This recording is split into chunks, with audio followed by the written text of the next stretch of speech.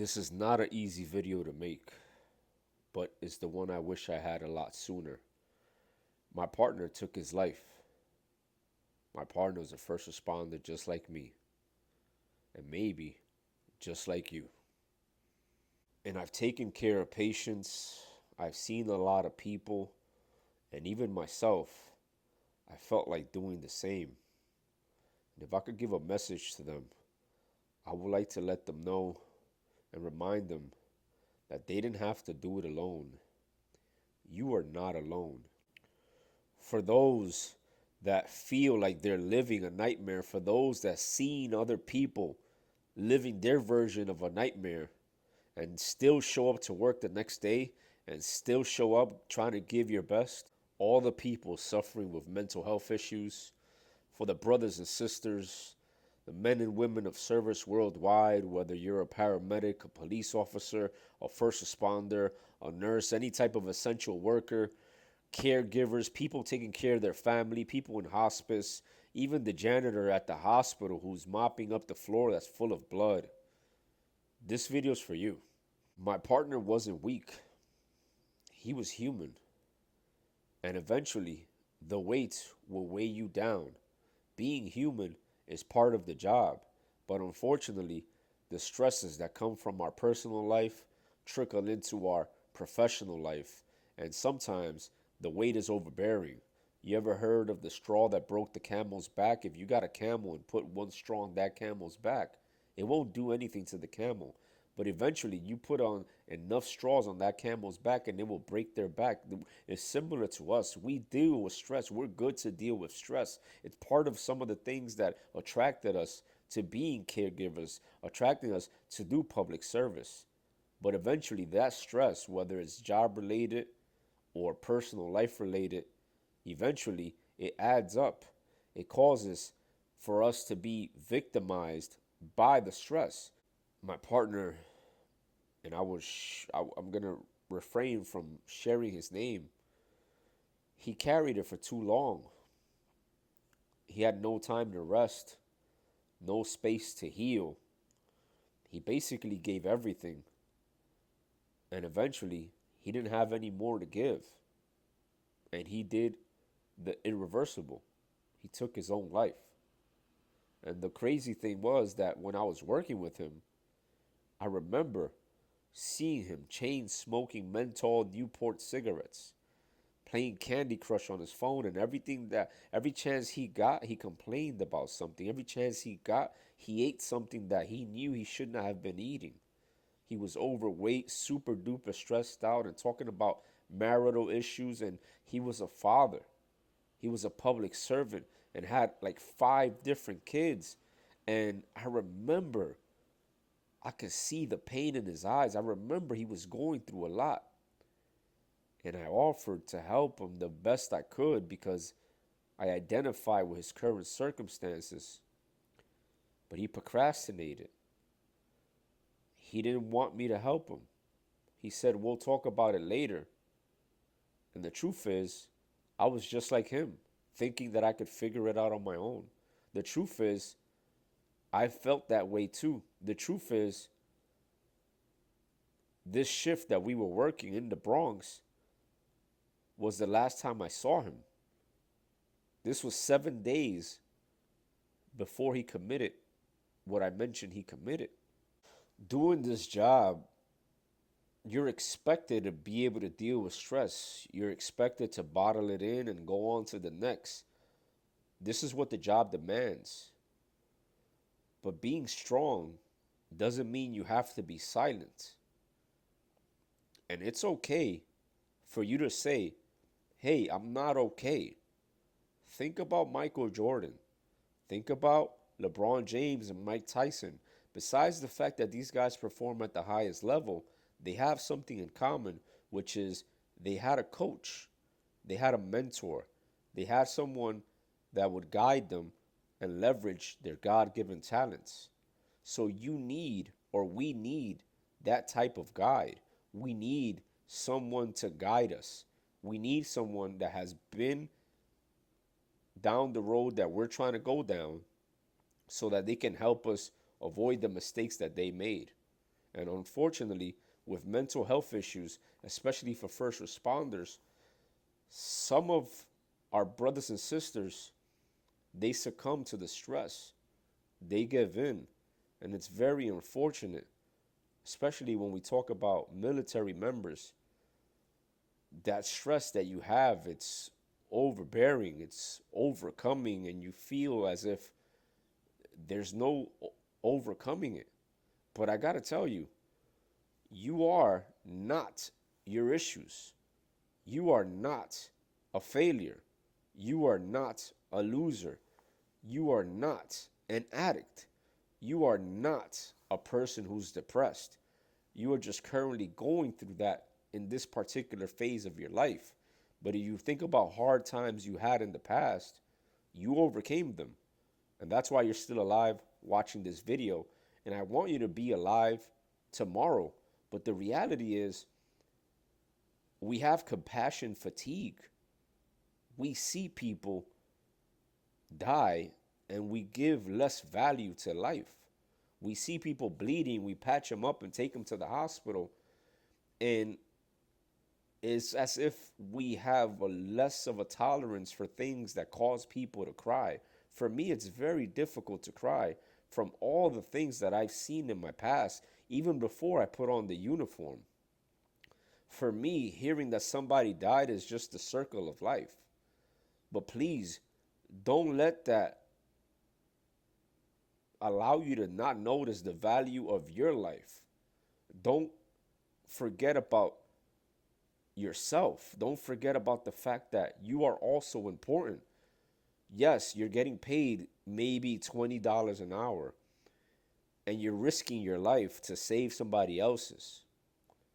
On weekends, on holidays, you miss birthdays, you miss baseball games, you got to pay your car note, and the gas is expensive, and you're eating unhealthy food, and you're working overnight shifts, going through the drive-through, and you're using the websites that you know you're not supposed to, and the only reason you're functioning is because you're drinking one too many energy drinks, and you got the vape, and you got the dip, and you got the Zyn. Like, all this stuff is what you're using to cope. But please understand, these negative venting mechanisms accelerate the speed at which we lose hope, because they are self-destructive. Because unfortunately, the alcohol, going to the bar, and all these things, in the moment, it feels like it's fixing it. But in reality, it's actually making things worse, because then it lowers your self-esteem from gaining the weight. Then you get a hangover and you lost money, and it's just something needs to change. There's a stigma within the first responder community that we're supposed to help people, but we're not allowed to feel. But we deserve more than this. We deserve more than the occasional thank you. For our paramedics, you already know firefighters get all the glory, and you barely get a acknowledgement. For police officers, same thing with the military. But I just want to give a massive respect to the military, to the firefighters, to the paramedics, to all of you who show up anyway. For all of you that show up even though no one says thank you. To you who feel stressed out, for you who feel as if this is as if no one sees you. There are people out there who you saved. There are people out there who you helped, who wish they can see you again to just say thank you. They wish they can say thank you. So on behalf of them, I would like to say thank you. Because at the end of the day, we end up reaping more than we sow. This is not just a first responder issue.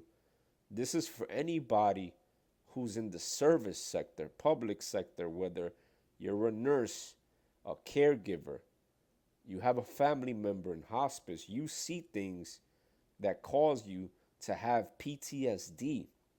You see things that mess with your mental health. You see things that leave you as if you have nothing left in the tank. You're drained. I've seen one too many assignments where people, like, I've uploaded those videos on this YouTube channel where I speak on some of the worst scenarios I've been on, some of the worst 911 calls in the city of New York. And I've seen a lot of trauma. And even while becoming a doctor, I participated in the amputation of little kids' arms. I held people's brains in my hands. I delivered dead babies, and I've seen dead babies in cardboard boxes. And I've seen a lot of gunshot victims, machete victims. I put suture on them. And I've seen kids that have been abused and they had bruises and casts because they were 2 years old and their parents were just physically abusing them. I've seen all these things in the 20 plus years that I've had in public service. And I wish I would have heard sooner what I'm going to share with you. You don't need a vacation.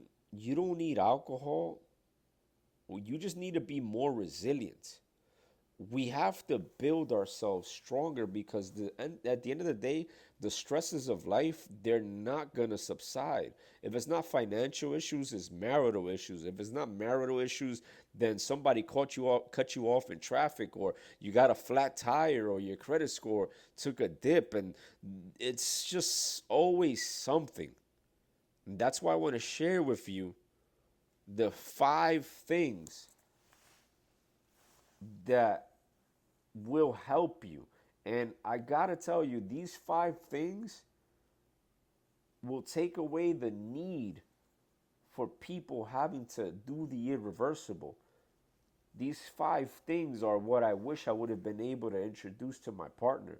These 5 things is what I wish you could just learn it, hear it out, and share with people, and also apply it to your own life, because this is something that I do. This is something that I've done, and I continue to teach people about, and it helps them tremendously. So the first thing you need to do is fortify your faith.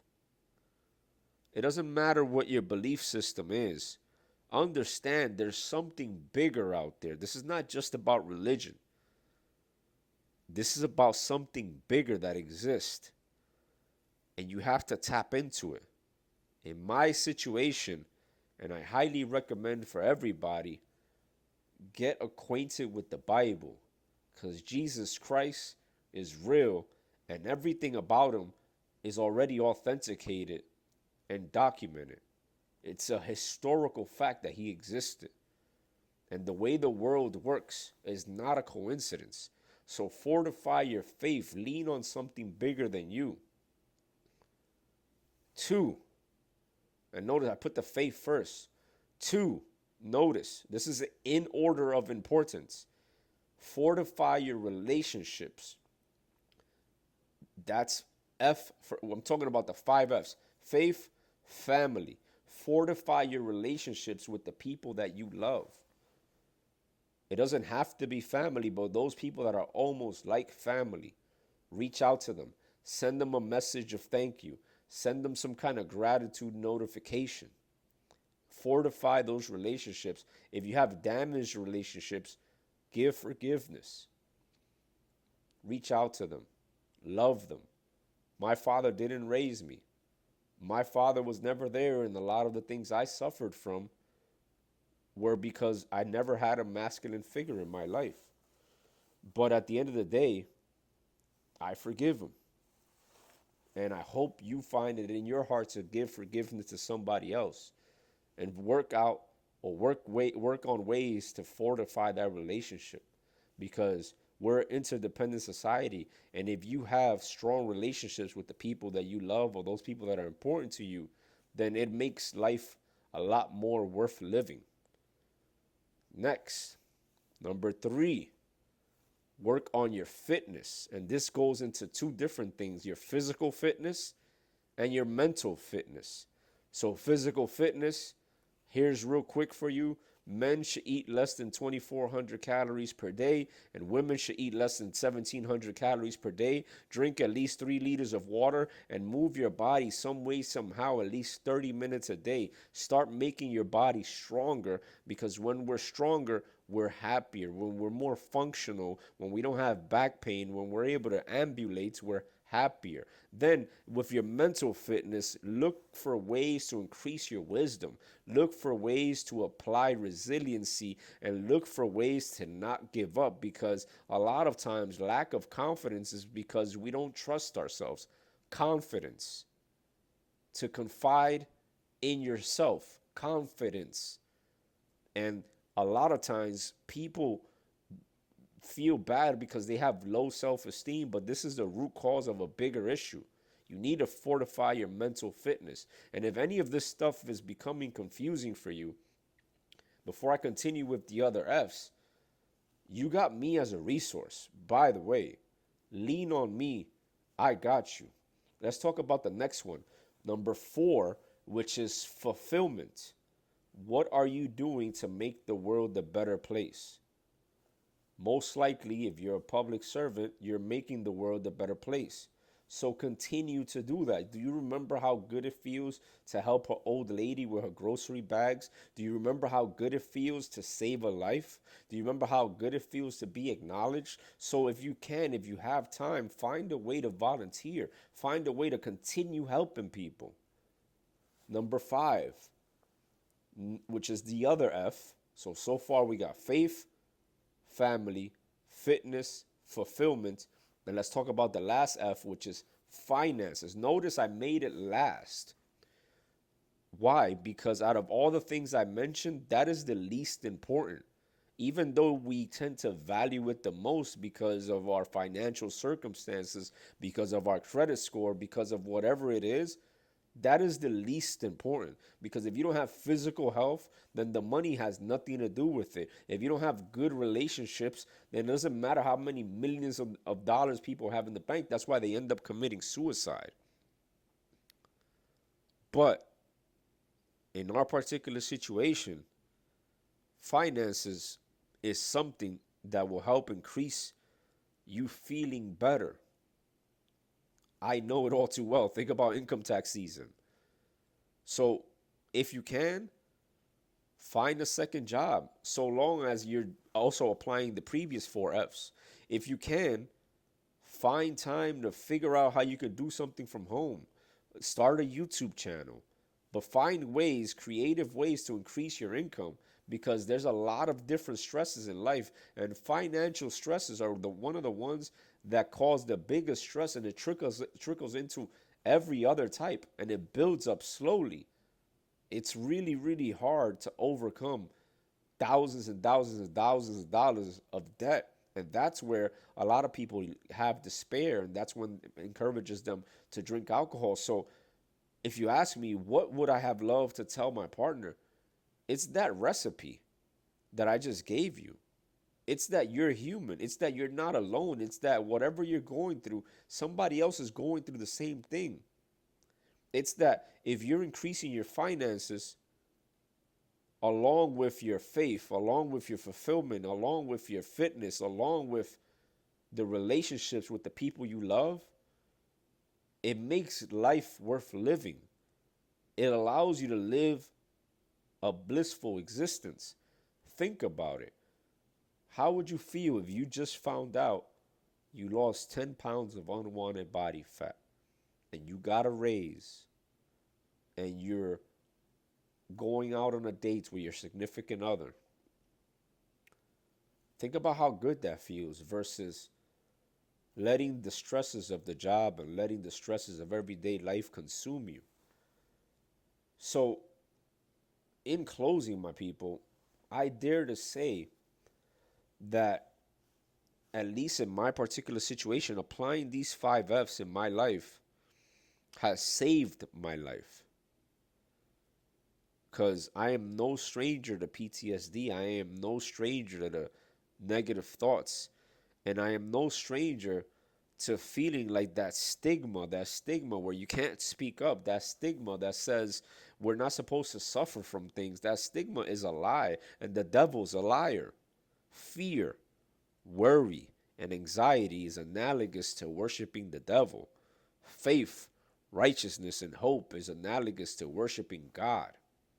So I just want to tell you, all my men and women of service, you're not alone. God is with you because you're doing God's work. And forget about the stigma. It, it, you got to be done with pretending that it doesn't affect you. I can't carry this anymore, bro. To be honest, I'm tired of seeing people succumb to addiction. I'm tired of seeing people succumb to alcoholism. And my family, I had people that carried me as a baby right now are homeless with urine on their pants, and they're in their early 40s because they thought drinking was going to help them cope, but in reality it became a monster that they can't control. So you're allowed to be hurt. You're human. You're allowed to cry. You're allowed to say, I can't carry this anymore. And hopefully my partner would have said that to me. There's people during COVID in New York City who've seen all these bodies pile up, EMTs and paramedics, that they couldn't take it anymore. They also did the irreversible. Self-destruction doesn't make things better. Actually, when you drink a beer, when you drink a bottle of alcohol, whatever you do, it actually opens the door for even worse things. So, for example, if you drink one beer, what ends up happening? You drink the next one, and then you eat the chicken wings. And then all these things start piling up, and it adds to making the world seem like something that is just too much to handle. So my prayer for you is, understand there's a better way. Even though it may seem as if it's too much work, that's what people like myself are here for, to help you, to coach you. Kind of like when I mentioned about LeBron James, Michael Jordan, and Mike Tyson. I've seen it, bro, firsthand, the detrimental effects of not having the best mental health. I felt it from my partner. And there's another way. And remember, you're a human. We all need oxygen to survive, and everyone does number two. Everyone is the same.